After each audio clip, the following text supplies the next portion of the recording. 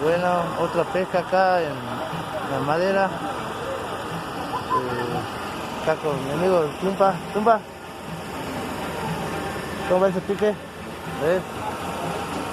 Bien, ¿no? Ahí, Pablito. ¿Cómo va ese pique? Esto se dio hoy día. Lindo pique, está en la madera. Para pesca y aventura. Bueno, vamos a seguir pescando a ver qué pasa.